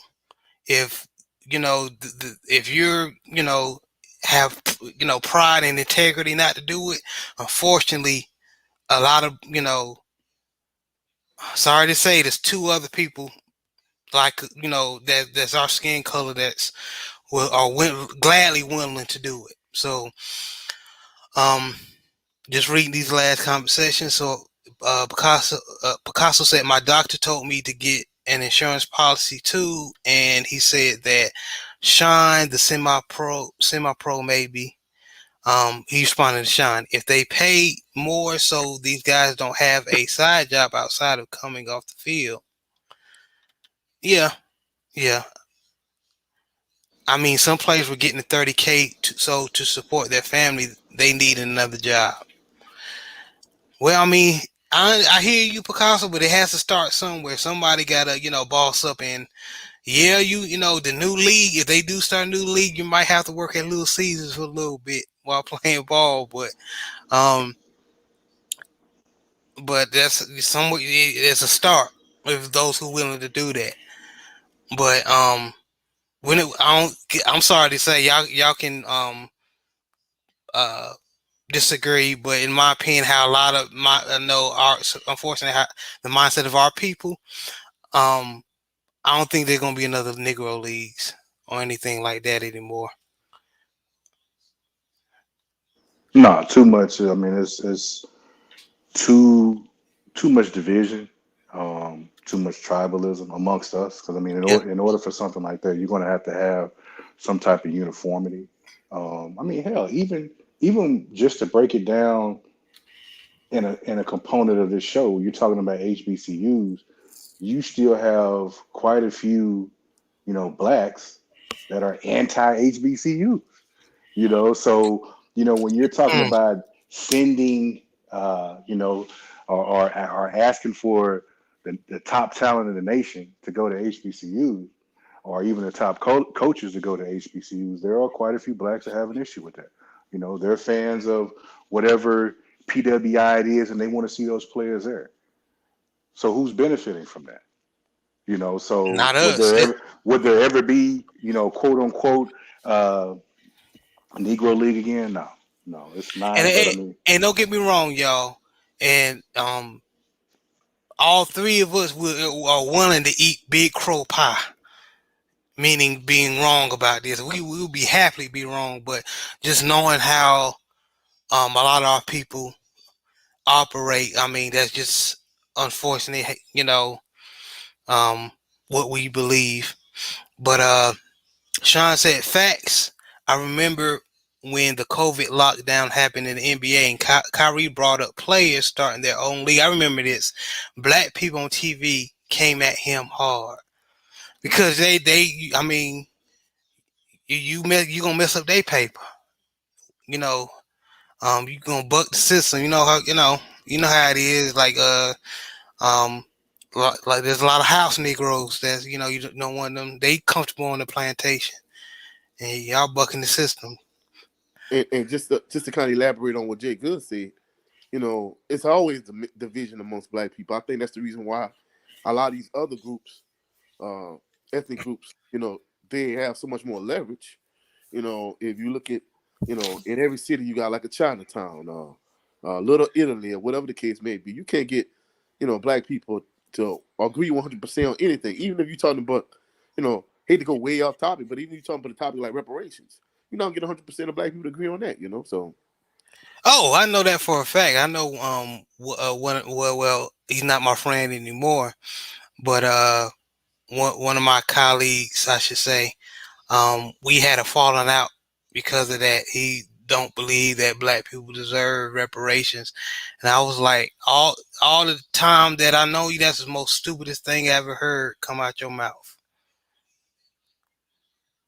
And his definition would sound like of um, just be straight up a white conservative man in a black body, just being real. Um,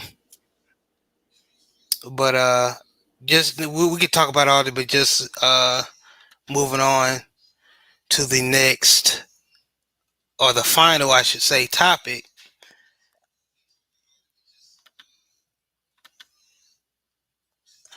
So, Coach, you was talking about it earlier. In your opinion, how will Lamar Jackson contract situation be concluded? Now, what teed me off, and we just talk about how black folk treat each other, how we're not, we sell each other down the road, or the river, I should say. There was former athletes like Michael Vick saying that, oh, he even if he hurt, he should play. Like, Michael Vick, do you remember what you went through, brother? He's trying to save his career. Cause I'm just being honest. If y'all don't know, if y'all don't follow, Baltimore Ravens, the Baltimore Ravens did not do a great job um, putting the pieces around him to uh, um, achieve greatness like he wanted. hmm As far as the offensive linemen and the weapons around him, as far as in the wide receiver core, and he got sacked, I think, in the middle of the season against the Broncos, and he had a PCL sprain. Now, those who've had that type of injury, it takes some time to heal. Thank God it wasn't torn. He didn't have an ACL tear or anything like that. But with the PCL, it takes couple of months to they say 2 to 3 weeks, but actually take a little more than that to make sure you good to go. So Mhm. him being a businessman, being smart, I'm probably gonna sit this season out. Because if I get out there and do it, the same thing, what happened to RG3, if I went out go out there and get RG3, then you're not gonna pay me my money. And everybody who remember what happened to RG3, he had a similar injury, not exact injury, but had an injury to the knee. It wasn't ready yet. He wasn't ready yet. He went out there, got sacked. He was never the same again. Hmm. And then they So did memes on him. yeah, he didn't. Yeah. They did the memes on him. Has he so has he been playing this year? Yes, he's been. You know what? And I'm glad you said that. For the mix made in hell, the Ravens threw around him. He has done wonderful, and I'm to the point where, as far as I'm a big far as say, if the Ravens have Lamar Jackson slip through their fingers because they don't want to pay him his money, it's like how you feel about the NFL. I'm gonna go that route. I'm What definitely gonna go is that route. is Ozzie Newsome still? Is he still part of the organization? He is, but I love old Ozzy. But don't I'll put you like this. He'll dance a jig if he have to. I'll put you like that. Put it Okay. to you like that. Okay. Well, the reason why I asked that is okay. Do you, in your opinion, with you being a fan of both the organization and him, do you think that maybe they just might not value him as much as what he thinks? Do you think that they, when I say value, I'm talking about his style. Like, do we really want to invest millions and millions and millions into his style, knowing that it's a possibility that it could come to a halt? Or do you think that they want to, maybe this is their way of showing them to the door and then they can start over? Well, I can tell you. I'm gonna answer your question in many ways. So first, if we lose Lamar Jackson, we going to go through years without a quarterback like we did with the Kyle Bowlers, recruiting, getting the old ass Steve McNair, rest in peace. Um, Elvis Gerbach. Elvis Gerback, Vinny Testaverde. We're gonna have many years of trying to get piece quarterbacks. In What was the one from Delaware? What was his name? Joe Flacco, he was the only. Sorry to Yeah, say, he was the only decent quarterback we had Flacco. in years. Now that we have a superstar, if Lamar Jackson slips through this organization fingers, we're never going to be the same again. And I think it has some racial components Mm, to it because his mother is basically his agent. mm, So mm, he doesn't mm-hmm. really have an agent, where basically he don't have that conjoint between the Right. him and the organization. He doesn't have the traditional representation. Exactly. So I think Oh. they're hating on him on that, but also to answer your question about his play style, the boy can throw the ball, um, but they have hired a offensive coordinator. Bless you, coach. I saw you sneeze. Um, they have hired a offensive coordinator that loves to run the ball, and we have seen over the past years the boy can just flat foot and throw it 70 yards if he wanted to and be accurate. It's just that they're not trying to groom him from that style. When you have a Hall of Fame quarterback, Kurt Warner, say the boy can throw the ball, you basically is your offensive coordinator. and y'all not trying to do anything about it, it's a problem. And he has no star wide receivers. All the times he's been there, he doesn't have an Anquan Bolden. He doesn't have a um coach being a Saints fan. He doesn't have a Michael Thomas. Uh, he doesn't have a. He has. I mean, Baltimore being always have tight ends to throw it to, but we never had um a we never drafted a star wide receiver. You in the history of us being the Baltimore Ravens, we never drafted a star wide receiver. We always get one that's older in their career from free agency, like the Steve Smith, the Anquan Boldens, players like that. So it's the organization, and I think the Steve Bisciotti, which our owner, needs to humble themselves. We never had nothing like this.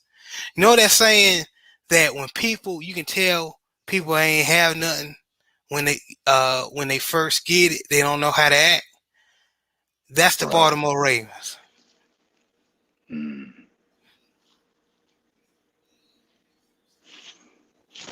That's the Baltimore Ravens. And I'm sorry, guys, it's been long winded, but I just answering your question, Jay. Good. No, you They, good. um, basically, they need to conclude this deal because the Jets already said they're willing to pay um probably more than what Lamar Jackson is asking for, and it's it just needs to be done because I Lamar's How a is man. how is that not? Again, we talked about tampering earlier. How is that not tampering? It is tampering. It is. I mean, it's so obvious. If and I was joking with my dad the other day. It Jim Irsay, which is the Colts owner, he basically came out and said in an interview, he said if the Ravens mess around, and let Lamar Jackson slip through his hands, they can't. They're not that stupid.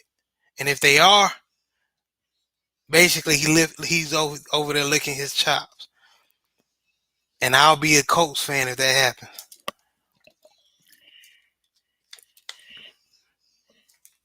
Let me ask you this: are there any other quarterbacks in the league that are in it that are in their contract year that are facing that don't look like him that are facing these same obstacles and dilemmas? No, no. So for the most part, everyone else that has a quarterback, and regardless of whatever it looked like, that the organization is trying to, you're at least seeing the energy of them trying to keep and maintain them. Yeah, if let's say if the Houston Texans or the Jets or people that don't have a really good quarterback was ever in this position, they'll pay Lamar his money. They'll definitely pay Lamar his money. The problem is, I think Steve Bisciotti, he's not really a football man like that. No, the people that know the history of Steve Bisciotti as the owner, he's he got his riches not in sports. I'll put it to you like that. So I think he's the one that's holding everything up. He's like, Shh, this black boy telling me what. I mean, you know what I mean. So I think mainly it's Steve Bisciotti is the issue.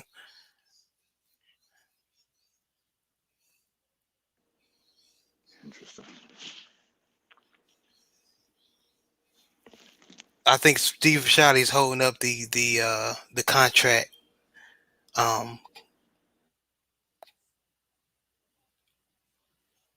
issues. He's holding everything up.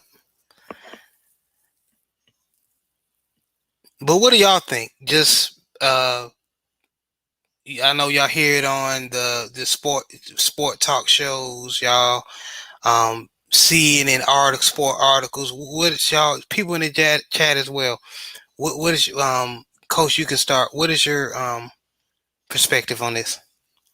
All right, before I actually get to that point, uh, just to kind of use a Jay Good type analogy, a boxing analogy, when some of your all time favorite fighters, when you see him like Andre Ward get on these networks, and it's like you liked him so much as a fighter, but once you get to see him on ESPN and he's shucking and jiving and even Roy Jones Jr., it's like, bro, like, Man, the social media era it just kind of ruined my perception of a lot of these guys because, they'll be willing to do anything for a paycheck. So when you say what you said at the beginning about Michael Vick, like, bro, like, you went to prison for 2 years for dog fighting. They got people literally every day, yes, white people that kill black people every day and don't get not 1 day of jail time. So, like, bro, if anything, you should be in favor of Lamar Jackson. You just should shut up, And, just to kind of elaborate on what I said earlier, the fact that if you look at someone like Tom Brady, uh, the fact that he was willing to take less money for the Patriots for years and give the team a discount so they could put more pieces around him, they're using that same tactic against him, saying, well, hey, the offensive line isn't good. You don't have, that many weapons, even though they traded their best receiver in the offseason, Hollywood Brown. But the point of it is, it's like, he's already lacking weapons. You getting rid of one of the weapons he had, and you're not really doing a good job of putting the team around him. Now, in terms of the running quarterback dynamic, I think they're just using that as a smoke screen because they really don't want to pay him. And the thing about it is, dude, there's only so many franchise quarterbacks in the NFL. Even Drew Brees in the twilight of his career, like he much better than a lot of these quarterbacks are today. So that's why when teams get a franchise quarterback, they covet it and they hold on to him. In this particular situation, I see it's gonna get pretty messy because unlike the NBA, where once you been playing for a team a certain year and your rookie contract extension is up, you can just walk free and clear. That's the reason why LeBron went to the Miami Heat. In this particular instance, it's gonna get messy. They're probably gonna franchise tag him so he doesn't go anywhere. Other teams gonna be chomping at the bit and lining up to pay him. But yes, the major sticking point is the fact that, like you said, his mom is his agent. He doesn't have a buffer between himself and the organization. So that could be a bit of a problem. Because remember, maybe about several months back, I sent you a video where Jalen Rose basically broke down that dynamic of him, like Jay Good said earlier, him not having a traditional agent. That's going to be a bit of an issue because essentially all that money is going into his pocket. He's not paying an agent, 3, 4, 5, whatever percentage they get. So that's one issue. And more than anything, not so much Kirk Cousins, because you brought up Kirk Cousins, but his guaranteed money is minuscule compared to the money Lamar Jackson is going to get, because Lamar Jackson is a real franchise quarterback.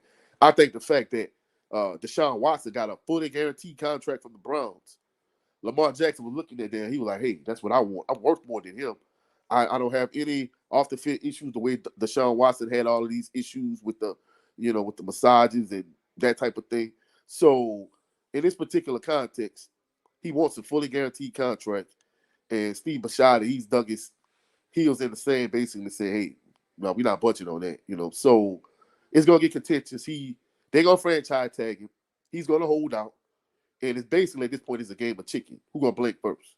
But the thing about it is, the way this franchise tag situation is set up in the NFL, you know, the leverage is on the organization side. But like I said earlier, if Lamar Jackson stacked up his money and he doesn't need to play football another day in his life.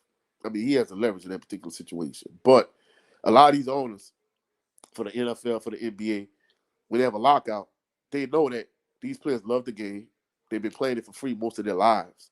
And even if they are financially stable, the fact that you accustomed to, getting in the pads and going to training camp at the end of July every year, they kind of count on that also. So, hopefully the situation is resolved. I mean, most teams in the NFL would, even though he's a running quarterback, and I hope he doesn't end up like maybe a RG3 or a Cam Newton. But I mean, he can, like you were saying, bro, he can actually pass the ball from the pocket. But even when they played against the Saints, like he had to keep plays alive. He had to constantly scramble. He killed them with his legs and with his arm. So in many instances, receivers just drop passes. So he's definitely a bona fide franchise quarterback. Most of these teams that don't have a franchise quarterback, they would be chomping at the bit to get him. But the fact that the team could just franchise tag him and hold him hostage, the leverage is on their side. Because I know if the Saints wasn't $53 million in terms of Being 53 million over the hard cap, I guarantee you the Saints will be breaking it. Mickey Loomis will be breaking his neck to try to sign Lamar Jackson. So a lot of teams gonna Oh, be I lined up. know it. A lot of teams gonna be lined up to get it, but the fact that the Ravens is gonna franchise tag it, they have all the leverage. Well said. Well said. Jay Good, your perspective, sir. Man, I think Coach knocked it out the ballpark. um, I mean, I got to piggyback. I completely agree with him.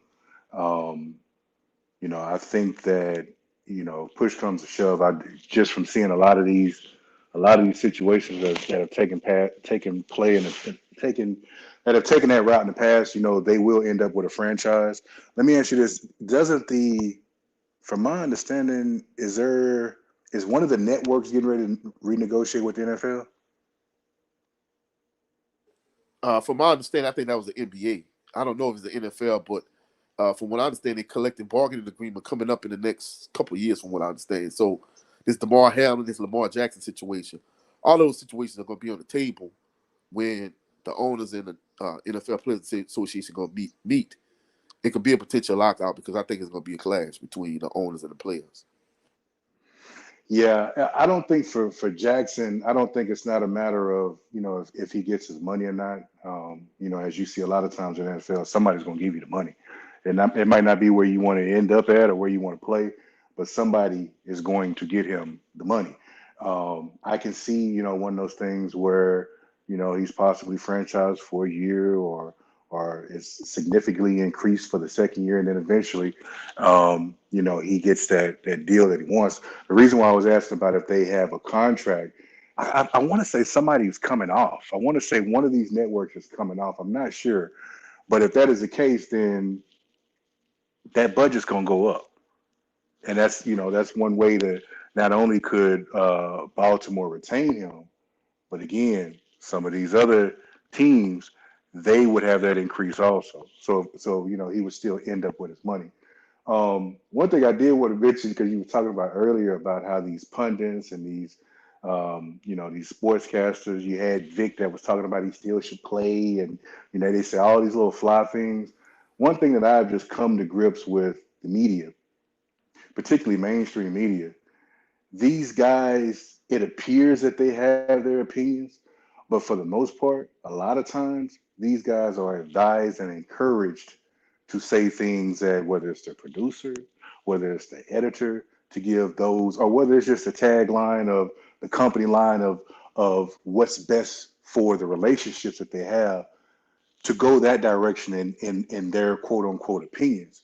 And the reason why I say that is because I noticed, I think it was last week on Twitter, someone from ESPN that covers MMA, they made a response that even though that it was wrong, even though that a lot of people are criticizing them, they were advised, they were advised not to say anything detrimental towards Dana White. So when you think about the Tank Davises, when you think about OBJ on the planes, they got free reign. They got free reign to talk about and say whatever. You got Mike Carpenter that did this hit piece on Tank Davis, but when it comes to Dana White and it comes to the relationships that they have, these guys are advised from people that employ them. You better not say nothing, and you better watch what you say, and they follow suit. So yeah, when you have people like Mike Vick that might say, "Well, I think you should get out there and play." I mean, is that really his opinion, or is that someone over him opinion? So it's weird, man. I get it. These guys, they're no longer in the limelight. They're no longer playing. So they're out there moving and grooving. You got the Andre Wards, the Tim. Even Tim was acting a fool last night. It's Yeah, just it's mind boggling, man. It's it truly is. mind boggling. And uh now we're nearing the end of the show. I'm a share the video um of basically what we're talking about to kind of implement what we're talking about. Give me 1 second. Share window.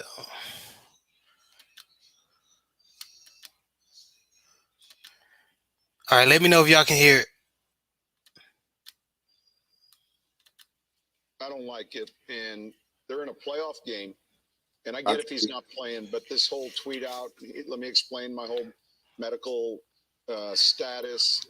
And look, I'm hearing grumblings from a handful of folks there that their teammates feel like his process has been slower than expected. I just don't like it. The team's more important right now than you. And we appreciate the information on your injury status. You're not playing. I get it. I don't see this player back in Baltimore next year. Wow. And I think he'll end up with another club. Yeah, I look at it, if this team was, 2-15, I can see him not coming back and trying to finish out the season. It just seems that, we all play this game to try to win a Super Bowl. Like, that's the main goal. And if you have a team that's good enough to get to the playoffs, and you guys, we're not having this conversation. That contract. But you're not having like 3 games. I understand. He's playing the game. I don't know if I would have the balls to do it. I'm being real honest with you. To sit out. But kudos to him. I mean, he's about his business. He figures they don't want to pay him. So, but Coach said, like you just said, it's the playoffs, man. You 3 games away. Put a brace on it. Get it going. And look, put a brace on it. Let's go. Well, it's hard to say that though. Right. We don't know if he's not. I don't know the extent of his injury. I played the whole season on a sprained MCL, so yeah, I understand if he's not ready. Whole season. But with a lower body injury, he's going to be up in the press box. He's not going to be on the field for me. Charles.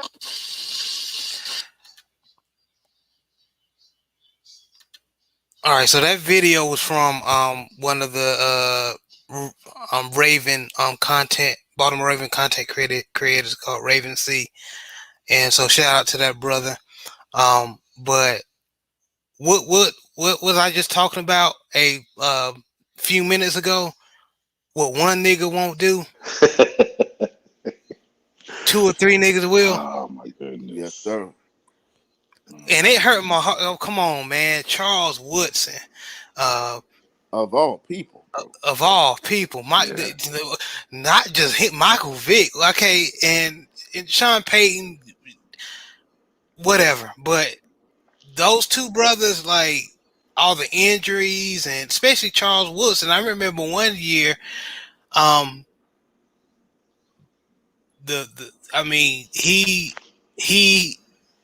you remember the years where he was so injury riddled that they thought he was a shell of himself, and then he came back and resurrected his career. Yeah, did they move him to safety that year? Yeah, that's why. Yeah, and he won that Super Bowl with Aaron Rodgers against the Pittsburgh Steelers, but. And Michael Vick, that's what's like. How can y'all not understand? The man is injured. He has a very dangerous injury. He doesn't want to chance it. That's easy for you to say, like, I'll put a brace on it. Brace on it. Come on, Vic. Yeah, I mean, Vic is again. The history has been there, and it's almost like. I don't know, man. Just like you got to wonder, did someone say, okay, look, we're going to open the doors up and we're going to let you back in. But going forward, we need you to ride with us. Because even when the Kaepernick thing was going on, at one point in time, he said some fly stuff like, cut your hair off. He need to cut his hair off. I'm like, yeah, I remember that. That was crazy. It's almost like, is there a memo that's sent to these guys that are put before the camera that ain't no you better align with us or else? It's just always something wild that these individuals say. I mean, I get it, from the standpoint of the team needs you and things like that. At the same time, we're talking about careers. So you're not fixing to pay for anything. And just to talk about what they're talking about as far as the tweet, the tweet or the Instagram from Lamar. Lamar basically came out social media because Baltimore Ravens didn't have the balls to say what was going on with Lamar. So Lamar took it upon himself and said, "Hey guys, I'm ad-libbing. I'm not, I don't have what he said word for word, but hey guys, and he was talking to all the fans. I'm sad I'm not out there with my guys. It's hurting me, that I can't support my team um, or help them out there on the field. But I got a serious injury and it's still swelling, and I'm still limping. So I'm taking this time to get better. My thing is why is this even a conversation? Right. Why Swelling yeah, and limping. yeah. And the crazy thing about it, bro, is just looking at the situation with Isaiah Thomas, not the Pistons Isaiah Thomas from the Celtics, bro, he was severely injured and he just kept, as small as he is, he carried that team on his back in the playoffs. When it was time for Danny Ainge and the Celtics to reward him and give him the max contract he was looking for, they just let him go. And basically him playing during that playoff run, it pretty much ended his prime years because had he been had he sat out and he got healthy, he'd have been all right. But the fact that he kept pushing through, he kept carrying his team, eventually they lost to LeBron and the Cavs. But the point I'm trying to make is, like, bro, like, you know, this situation could completely end his career, like you said about RG3 earlier. Man, come on, man. I mean, but like Jay Good said, I don't think that's his actual thoughts. Just like in many instances, I see Andre Ward talk. I don't think that's him saying that. I think the powers that be are telling him to say these things. I agree with that because that third Deontay Wilder versus Fury fight, I don't know about y'all, but Andre Ward looked upset that Wilder lost. You know what I mean? Inside, the blackness inside was like, because if y'all remember, he was the one that pointed out the count. Yeah. Like when Fury was down on the mat, like the In the second first fight. time. And Well, the first fight he pointed out too. yeah, the first and the third, he pointed Yeah. out like the ref is not doing the proper procedures as far as the count. But And I mean, I don't mean to cut you off, bro. That's a go good ahead, man. analogy because guess what? Speaking of Andre Ward, the Wilder Fury situation is comparable to the situation with him and Kovalev. You know what I'm saying? Because I'm like, bro, Andre Ward won that first fight. And then guess what? All of them like, oh no, Kovalev won. When he legitimately knocked Kovalev out. And all of these same fans, oh, it was a low blow and blah, blah, blah, blah. I'm like, man, he beat him fair and square. Some Can of I these be same honest? fans could see this other mitt and these floppy gloves on Fury. Some of these, oh, hey, he beat Wilder. Why are y'all making all these excuses? I'm like, bro, y'all Can I hypocrites. be honest? This goes to keep it in house, what Jay Good said. Yeah. But I ain't say nothing. I believe that Kovalev won that first fight, but the black guy, I'm team, Andre Ward, and I ain't gonna say nothing. I wasn't gonna say anything. That my man got the win. You know what I mean? But it hurt me for him to turn around and say the crazy stuff and everything. Yeah. It's like you try to stay on code, and people like a lot of the people you stay on code for, they they stab you in your back, man.